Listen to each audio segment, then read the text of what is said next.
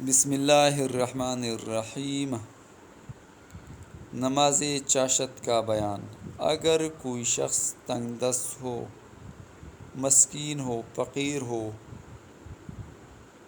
اپنا مکان نہ ہو، روزگار نہ ہو، سواری نہ ہو، مالی و معاشی مسائل سے دوچار ہو، تو یہ نماز ترقی رزق کے لیے بہت مفید ہے۔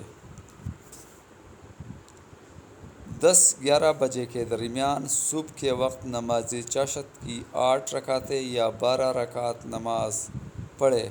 ہر 2 رکعت کی نیت باندھ کر پڑھ سکتے ہیں، یعنی 2 رکعت سے پڑھنا افضل ہے۔ ہر رکعت میں سورۃ فاتحہ کے بعد سورۃ اخلاص یا کوئی بھی سورت 1 مرتبہ پڑھے۔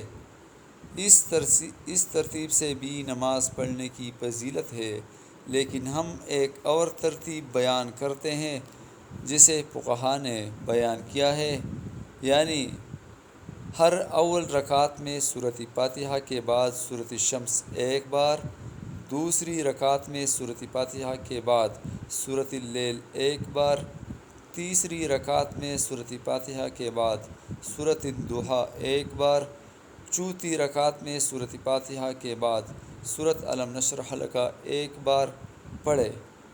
اس نماز کا بہت زیادہ اجر عطا کیا جائے گا انشاءاللہ۔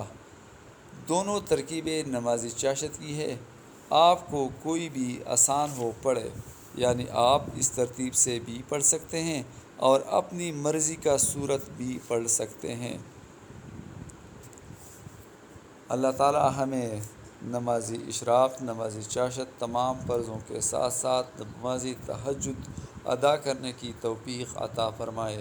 آمین ثم آمین۔